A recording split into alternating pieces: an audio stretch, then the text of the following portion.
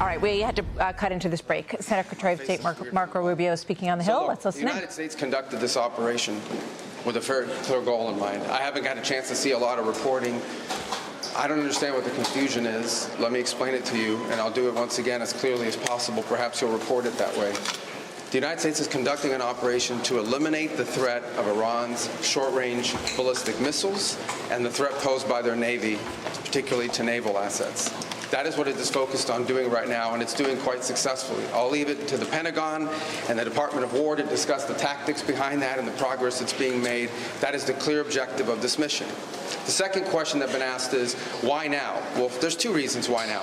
The first is it was abundantly clear that if Iran came under attack by anyone, the United States or Israel or anyone, they were going to respond against the United States. The orders had been delegated down to the field commanders. It was automatic, and in fact, it bared to be true, because in fact, within an hour of the initial attack on the leadership compound, the missile forces in the south and in the north, for that matter, had already been activated to launch. In fact, those had already been pre-positioned. The third is the assessment that was made that if we stood and waited for that attack to come first before we hit them, we would suffer much higher casualties. And so the president made the very wise decision. We knew that there was going to be an Israeli action. We knew that that would precipitate an attack against American forces. And we knew that if we didn't preemptively go after them before they launched those attacks, we would suffer higher casualties and perhaps even higher those killed. And then we would all be here answering questions about why we knew that and didn't act. Going back to the purpose. The purpose of this is to destroy that missile capability. Why does Iran want that ballistic missile capability? What they are trying to do and have been trying to do for a very long time is build a conventional weapons capability as a shield where they can hide behind. Meaning, there would come a point where they have so many conventional missiles, so many drones, and it can inflict so much damage that no one can do anything about their nuclear program. That is what they were trying to do, is put themselves in a place of immunity where the damage they could inflict on the region would be so high that no one can do anything about their nuclear program or their nuclear ambitions. They are producing, by some estimates, over 100 of these missiles a month. Compare that to the 6 or 7 interceptors that can be built a month. They can build 100 of these a month, not to mention the thousands of one-way attack drones that they also have. They've been doing this for a very long time, and by the way, they've been doing it under sanction. You see the attacks they're conducting right now? They're attacking airports, they're attacking hotels, they're hitting not just military bases, they're attacking our embassies directly, they're attacking facilities that have nothing to do with war or with military, and that's a weakened Iran. That's in Iran despite years of sanction. Imagine a year from now, or a year and a half from now, the capabilities they would have to inflict damage on us. It's an unacceptable risk, especially in the hands of a regime that's run by radical clerics. The Ayatollah was a radical cleric. That entire regime is led by radical clerics who don't make geopolitical decisions. They make decisions on the basis of theology, their view of theology, which is an apocalyptic one. That has to be taken very seriously as well. So that was the purpose for what this operation is all about. That's what it's focused on. As the President said earlier today, it is on or ahead of schedule. I will defer to the Department of War to discuss the progress being made at a tactical level, but it was the right decision and an important decision for the safety and security of the world.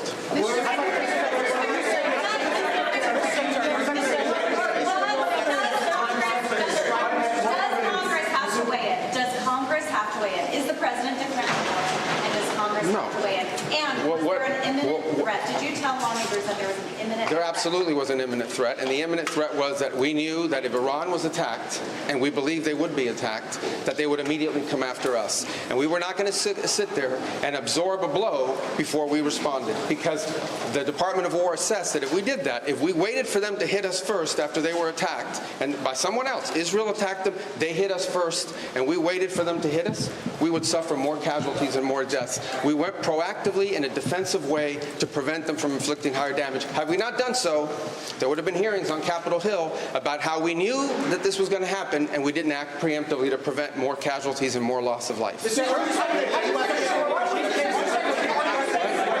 U.S. was forced to strike strike because of an impending Israeli action? No, first, well, two things I would say. Number one is, no matter what, ultimately this operation needed to happen. That's the question of why now.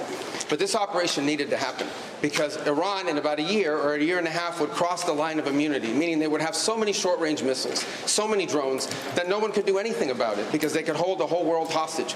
Look at the damage they're doing now. And this is a weakened Iran. Imagine a year from now. So that had to happen. Obviously, we were aware of Israeli intentions and understood what that would mean for us, and we had to be prepared to act as a result of it. But this had to happen no matter what. Secretary, President Trump said overnight that his top choices to now run Iran were killed in strikes. Does the United States have a firm plan for how they intend to handle this power vacuum in Iran to ensure that an Iranian hardliner does not take power? So two things, and two things can be true. Number one is our mission and our focus is the destruction of their ballistic missile capabilities and their ability to manufacture them, as well as the threat posed by their Navy to global shipping. That's our objective. That said, we would not mind, we would not be heartbroken, and we hope that the Iranian people can overthrow this government and establish a new future for that country. We would love for that to be possible. But the objective of this mission is the destruction of their ballistic missile capabilities and of their naval capabilities. So are you saying, based on that, are you saying that there is no responsibility, no plan for the U.S. to at least play a role in whatever government comes next? We might. We'll see how circumstances play out. But I'm telling you what the objectives of this operation are. The objectives of this operation are to destroy their ballistic missile capability and make sure they can't rebuild it, and make sure that they can't hide behind that to have a nuclear program. That's the objective of the mission. That said, abundantly clear, we would love for there to be an Iran that's not governed by radical Shia clerics. As I've said myself repeatedly for years, the leadership of that country does not reflect the people of Iran, and I think that's been pretty apparent in the protests that you've seen. If there's something we can do to help them down the road, we'd obviously be open to it, but that's not the objective. The objective of this mission is the destruction of their ballistic missile capability.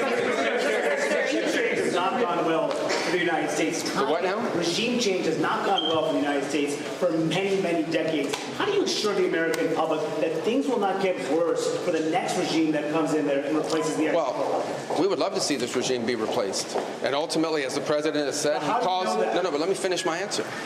As the president has said, he would love for the people of Iran to use this as an opportunity to rise up and remove these leaders.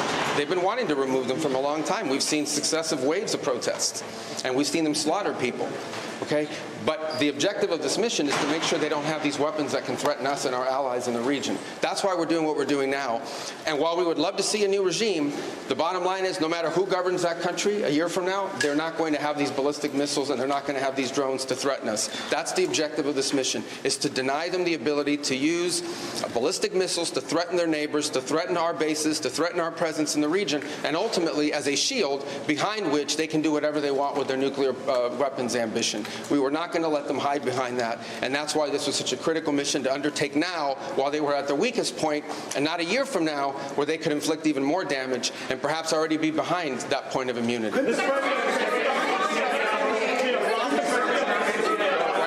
Go ahead, you and then you. Yes. Your critics in Congress have said that they should have a role, they should be able to weigh in here, and there are going to be war powers resolutions votes in Congress later this week. Why not notify Congress ahead of this, and does Congress... Well, we did. We notified Congress. I mean, we notified the Gang of Eight. We notified congressional leadership. There's no law that requires us to do that. The law says we have to notify them 48 hours after beginning hostilities. We've done that. I think the notification went today. But we did notify members of Congress in advance. But we can't notify 535 members of Congress. Vote to authorize the war. Well, the Congress can vote on whatever they want, but there's no law that requires us to do that. And I want to say something, because I see people on TV. Look, that's fine. If they want to take a war powers vote, they can do that. They've done that. They've done that a bunch of times. But there's no, people keep saying that there's no law that requires the president to have done anything with regards to this. To begin with, no presidential administration has ever accepted the War Powers Act as constitutional. Not Republican presidents, not Democratic presidents. That said, we have followed the notification at 48 hours. We're here today. I've done more Gang of Eight briefings than I got in the 4 years that Biden was president and I was a member of the Gang of Eight. All of that said, we've complied with the law 100%. And we're going to continue to comply with it. We've done the notification, and we officially to Congress, but we did notify members of Congress. We just can't notify 535 people. That's not possible, but we did the Gang of Eight twice. I briefed them last week, and then I called them the night before the operation. Can you tell us what you know, Mr. Secretary, of the administration knows about the strike on a building in southern Iran that the Iranians are saying was a school, reports of large civilians, including children killed. Yeah, I've seen those reports. I don't have. I would refer you, not because I'm not trying to answer your question, but I don't want to get it wrong. The Department of War would be investigating that if that was our strike, and I would refer your question to them, and I'll make sure they're aware that you have that question. But we'd like to know. An American missile. Well, clearly, the United States would not deliberately target a school. Our objectives are missiles, both the ability to manufacture them and the ability to launch them, and the one-way attract drones. That would be our focus, and that's what we would be focused on. We would have no interest and, frankly, no incentive to target civilian infrastructure. The Iranians are, on the other hand, targeting civilian infrastructure. You guys have seen it. I'm sure you've seen it. They're hitting hotels. They're hitting embassies. They're hitting airports. They're hitting oil infrastructure. Children killed. Well, it'd be very tragic, but I can't speak to the details behind it because I just don't have it. It would be a tragic outcome if it's happened. I don't have the details as to what led to it, but what is clear that the United States would not deliberately target a school. They are, on the other hand, deliberately targeting civilians, as you've seen, because you know why? They are a terroristic regime. They sponsor terrorism and they participate in terrorism.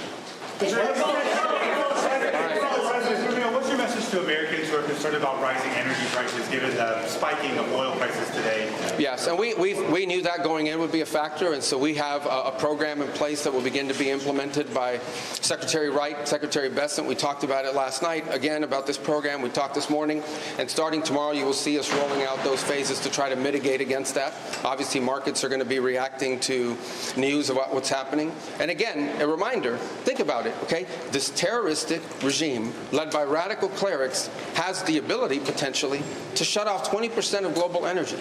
That's the kind of leverage they have because of their Navy. We're going to destroy their Navy. But there is a plan in place. We anticipated this could be an issue, and Secretary Wright and Bessent will begin to roll out those steps starting tomorrow to mitigate against the impact that could have. I got to do this briefing, so I got a couple more. Do you anticipate putting boots on the ground, and how long do you anticipate the conflict to last? Well, we don't. Let me say two things about it. Number one, the president always has the options to undertake whatever operations he decides to do as the commander-in-chief. That said, we believe the objective that we have set for this mission, which is the destruction of their ballistic missile capabilities, both launch capability and manufacturing, can be achieved without ground forces. Right now, we're not postured for ground forces, but obviously the president has those options. He's never going to rule out anything. But right now, our focus is on the destruction of their ballistic missile launchers, their ballistic missile stockpiles, and their ballistic missile manufacturing capability, as well as their one-way attract drones and their Navy, because of the threat it poses to global shipping. How long do you expect I can only do one more. Right there in the middle. Yes, sir. Is there a diplomatic exchange going on right now between the U.S. and Iran? Any exchanges whatsoever outside of No, not at this time. I mean, look, we always have people that reach out from inside of governments. You don't know if they're authorized to reach out or not. They're suffering a tremendous amount of damage. Honestly, again, I'm not going to give away the details of our tactical efforts, but the hardest hits are yet to come from the U.S. military.